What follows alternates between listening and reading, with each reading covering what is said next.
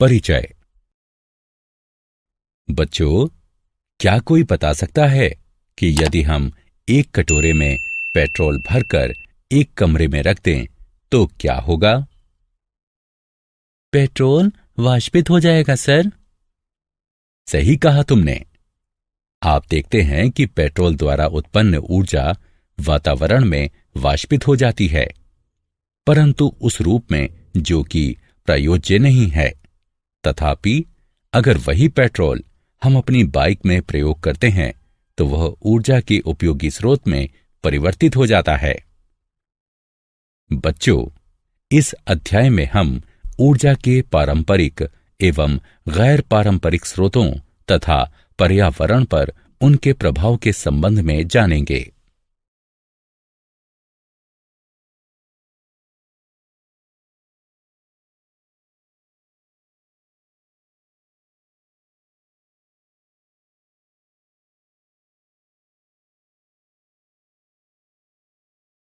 उद्देश्य। इस पाठ के अंत में आप निम्न करने में सक्षम हो जाएंगे: ऊर्जा के पारंपरिक स्रोतों को जानना, ऊर्जा के गैर पारंपरिक स्रोतों को जानना, पर्यावरण विषयक सरोकारों का वर्णन करना, ऊर्जा स्रोतों की अवधि की व्याख्या करना।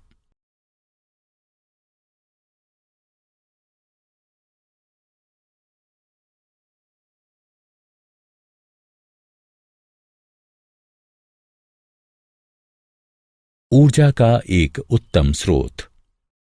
आपके दैनिक जीवन में सारा दिन आपको ढेर सारी ऊर्जा की आवश्यकता पड़ती है। आपके द्वारा की जाने वाली सभी शारीरिक गतिविधियों के लिए ऊर्जा की आवश्यकता होती है।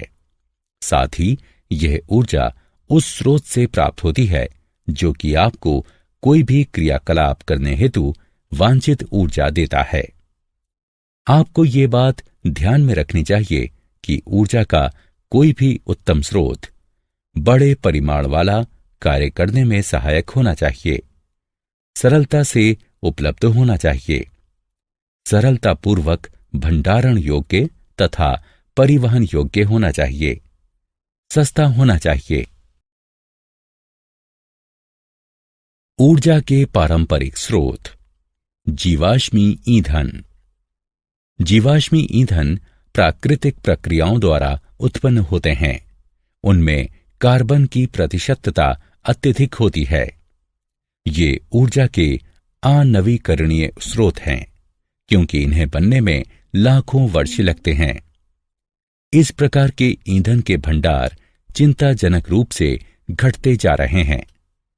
जीवाश्मी ईंधन निम्नलिखित प्रकार के होते हैं: कोयला, पेट्रोलियम, प्राकृतिक गैस, भारी कच्चा तेल।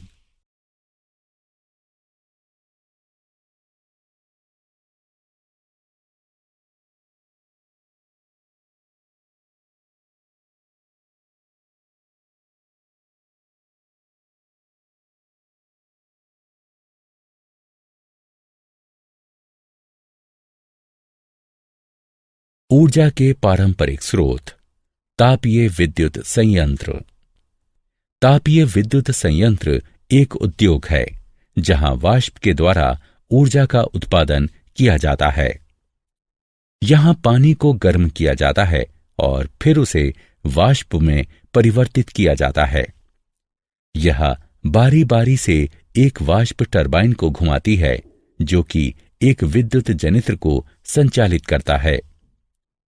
इसके टरबाइन से गुजरने के पश्चात वाष्प एक संघनित्र में संघनित हो जाती है तथा जहां ये गर्म की गई थी वहां पुनर्चक्रित हो जाती है।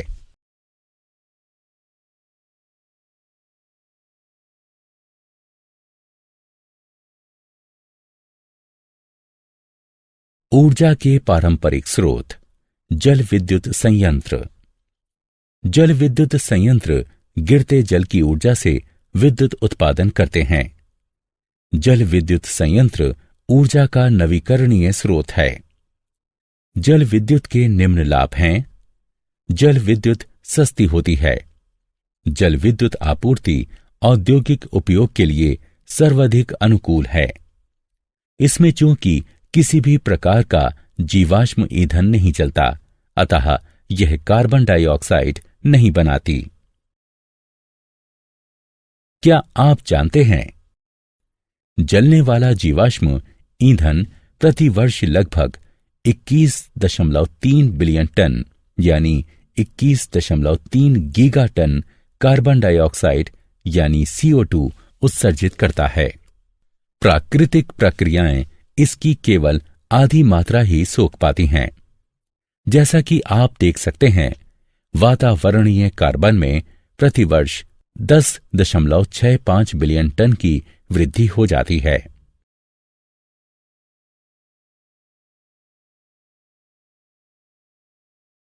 जैव मात्रा, बायोमास। जैव मात्रा यानी बायोमास ऊर्जा का नवीकरणीय स्रोत है तथा उस जैव सामग्री से उत्पन्न होता है जो कि जीवित अथवा कभी जीवित रहे जीवों से व्युत्पन्न हुई होती है। ऊर्जा के स्रोत के रूप में इसका प्रयोग या तो सीधे ही किया जाता है या दूसरे ऊर्जा उत्पादों जैसे जैव ईंधन आदि में परिवर्तित करके किया जाता है।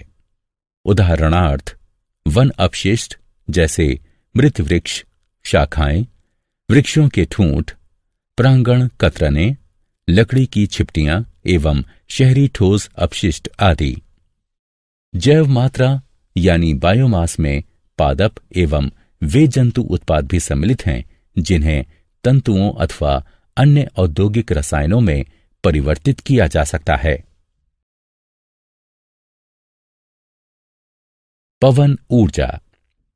पवन विद्युत पवन ऊर्जा का ऊर्जा के एक उपयोगी रूप में परिवर्तन है, जिससे कि पवन टरबाइनों का प्रयोग करके विद्युत बनाना, पवन चक्कियों द्वारा यांत्रिक विद्युत प्राप्त करना, जल खींचना या जल निकासी करना तथा नोदक जलयानों का संचालन आदि किया जाता है।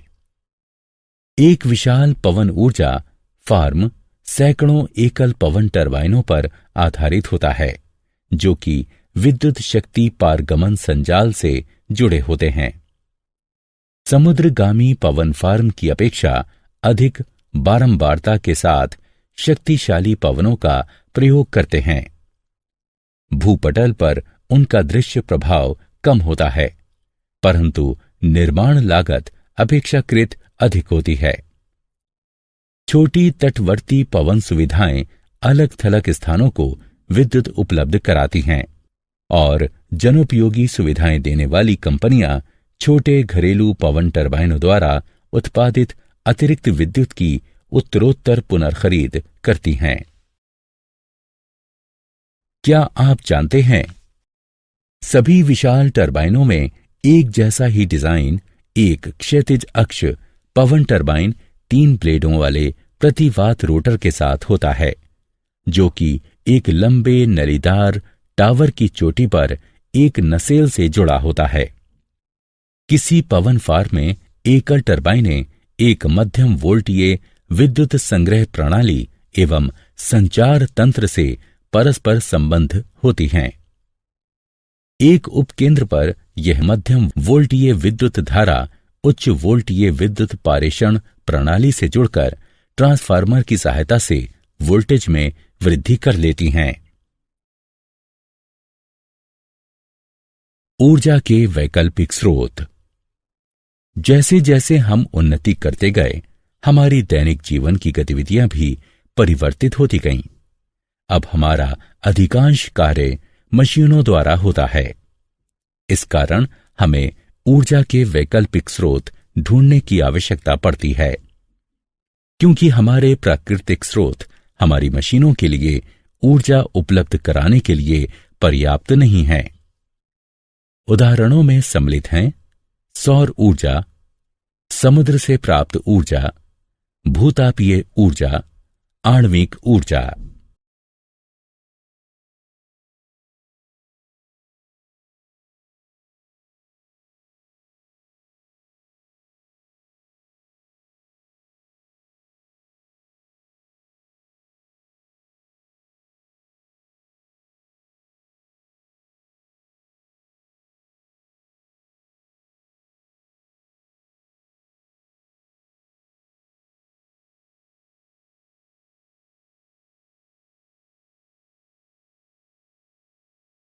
सौर ऊर्जा। सौर ऊर्जा सूर्य के विकिरित प्रकाश एवं उसकी ऊष्मा से प्राप्त होती है। इसका उपयोग मनुष्य द्वारा विभिन्न प्रौद्योगिकियों हेतु प्राचीन काल से किया जाता रहा है। सौर ऊर्जा का प्रयोग विनिर्माण तथा नगरीय भवनों के लिए किया जाता है। हमारे दैनिक जीवन में सौर ऊर्जा का उपयोग पानी गर्म करने में भी किया जाता है, जिसमें सौर गर्म जल प्रणालियां पानी गर्म करने के लिए सूर्य के प्रकाश का प्रयोग करती हैं। निम्न भौगोलिक अक्षांशों में सौर हीटिंग प्रणालियां घरेलू इस्तेमाल के लिए 60 डिग्री सेल्सियस तक के तापमान पर गर्म पानी उपलब्ध कराती हैं। घरों में पानी गर्म करने के लिए आमतौर पर जिन सौर हीटरों का प्रयोग किया जाता है वे हैं शून्यीकृत नली संग्राहक एवं चमकीले समतल प्लेट संग्राहक। गैर चमकीले प्लास्टिक संग्राहक का प्रयोग साधारणतः स्विमिंग पूलों में किया जाता है। समुद्र से ऊर्जा यानी ज्वारीय ऊर्जा। ज्वारीय ऊर्जा जल विद्युत का एक रूप है जो कि ज्वार की शक्ति को विद्युत में परिवर्तित करता है। यह ऊर्जा का एक नवीकरणीय स्रोत है। ज्वारीय ऊर्जा समुद्र की लहरों से प्राप्त की जाती है। ज्वारीय बल सामयिक विभिन्नता के साथ चंद्रमा के गुरुत्वीय खिंचाव के कारण उत्पन्न होता है। यह बल समुद्र में गति या विद्युत प्रवाह उत्पन्न करता है। सशक्त आकर्षण के कारण समुद्र में जल स्तर बढ़ जाता है। इससे समुद्र के मध्य में स्थित जल तटों की ओर बढ़ता है और ज्वार भाटा आ जाता है। ये एक सुनिश्चित घटना है जो कि धरती के इर्द गिर्द स्थित चंद्रमा की कक्षा के एक निश्चित पैटर्न के कारण घटती है। ज्वार से उत्पन्न ऊर्जा समुद्र के किसी संकरे मुख्य द्वार पर बांध बनाकर संचित की जाती है। तब बांध के मुख्य द्वार पर एक टरबाइन लगा दी जाती है जो कि इस ज्वारीय ऊर्जा को विद्युत में परिवर्तित करती रहती है। समुद्र से ऊर्जा। तरंग ऊर्जा। तरंग ऊर्जा समुद्री तरंगों से उत्पादित ऊर्जा है। इस ऊर्जा का प्रयोग हम उपयोगी कार्यों जैसे विद्युत उत्पादन, जल विलवणन अथवा जलाशयों में जल को पंप करने आदि में कर सकते हैं। तरंगें समुद्र की सतह पर पवन के गुजरने के कारण उत्पन्न होती हैं। जहां तक तरंगें वायु की गति से धीमी होती हैं, वायु से तरंगों में ऊर्जा स्थानांतरित हो जाती है। प्रतिवात और तरंग शिखा के मध्य का वायु दाब अंतर तथा जल सतह पर वायु का घर्षण दोनों ही जल का अपरूपित दबाव सहते हैं। इससे तरंगें बढ़ती हैं और परिणाम स्वरूप तरंग ऊर्जा के उत्पादन में सहायता मिलती है।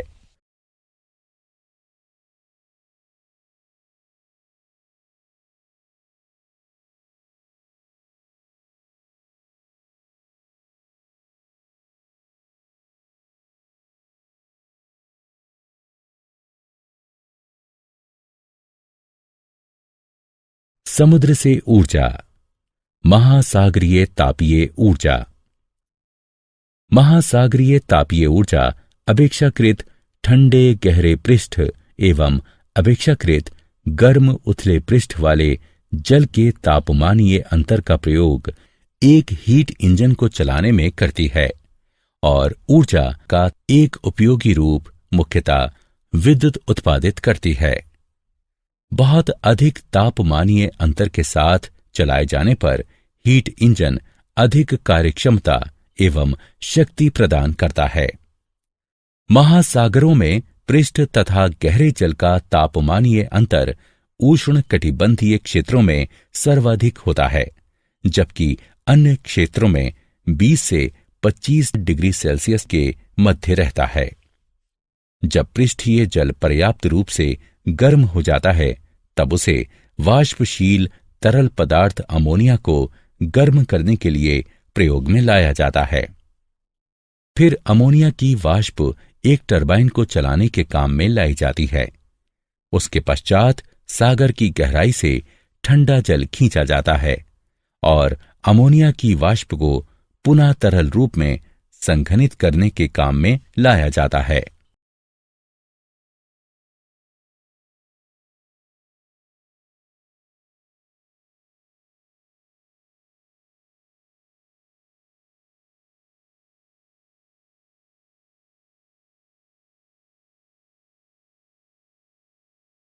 क्या आप जानते हैं, धरती ऊपरी वातावरण पर 174 पीटावॉट यानी पीडब्ल्यू सूर्य विकिरण ग्रहण करती है। इसका लगभग 30% वापस अंतरिक्ष की ओर परावर्तित हो जाता है, जबकि शेष 70% बादलों, महासागरों तथा स्थलखंडों द्वारा अवशोषित कर लिया जाता है।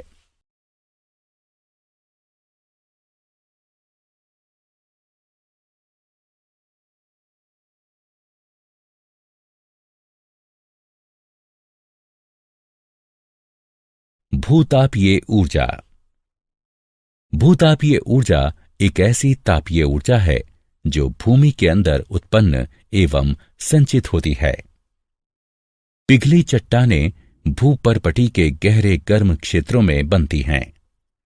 ताप धरती की गहराई से आसपास की ठंडी चट्टानों की ओर परिचालित होता है। कुछ चट्टानें उच्च तापमान एवं उच्च दबाव के कारण पिघलती हैं। इससे चट्टानें एवं भूपर्पटी का जल कभी कभी तो 370 डिग्री सेल्सियस तक तप्त हो जाता है।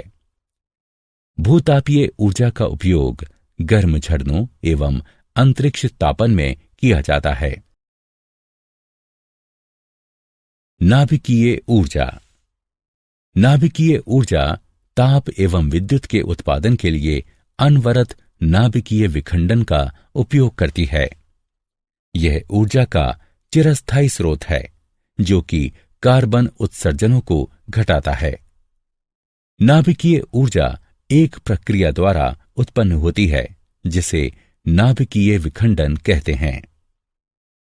इस अभिक्रिया में भारी यूरेनियम, प्लूटोनियम अथवा थोरियम के नाभिक पर निम्न ऊर्जा न्यूट्रॉन से बौछार कराई जाती है। तब ये परमाणु हल्के नाभिकों में विखंडित हो जाता है और विशाल मात्रा में ऊर्जा मुक्त होती है। उदाहरण के तौर पर यूरेनियम के एक परमाणु का विखंडन कोयले के किसी कार्बन परमाणु के दहन से उत्पन्न ऊर्जा से 100 करोड़ गुना अधिक ऊर्जा उत्पन्न करता है।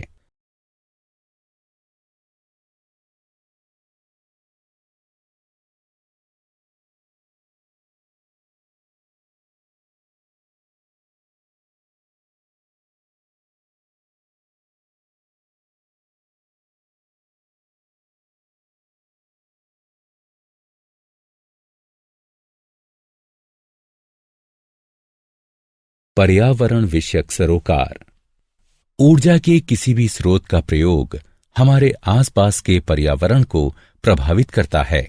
अतः किसी भी ऊर्जा स्रोत के दोहन से पूर्व यह सुनिश्चित कर लिया जाना चाहिए कि इससे न तो पर्यावरण संतुलन बाधित हो और न विधि अवहेलना हो। नवीकरणीय ऊर्जा स्रोत अधिक समय तक चलते हैं क्योंकि वे उत्पादन करते रहते हैं, जबकि अनवीकरणीय ऊर्जा स्रोत समाप्त हो जाते हैं। ऊर्जा के चयन, प्रयुक्त हो रही ऊर्जा के उद्देश्य तथा ऊर्जा के वास्तविक उपयोग में हमें ईमानदार होना चाहिए।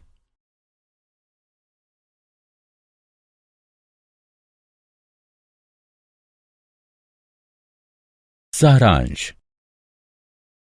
आइए हमने जो कुछ सीखा है उसे संक्षेप में दोहराएं। ऊर्जा के अच्छे स्रोत का प्रयोग करना लाभकारी है। ऊर्जा के पारंपरिक स्रोतों में जीवाश्म ईंधन, तापीय विद्युत संयंत्र तथा जल विद्युत संयंत्र सम्मिलित हैं। ऊर्जा के पारंपरिक स्रोत जैव मात्रा यानी बायोमास तथा पवन ऊर्जा के प्रयोग से संशोधित हुए हैं। सौर ऊर्जा, समुद्रों से प्राप्त ऊर्जा, भूतापीय ऊर्जा एवं नाभिकीय ऊर्जा सभी ऊर्जा के वैकल्पिक स्रोत हैं।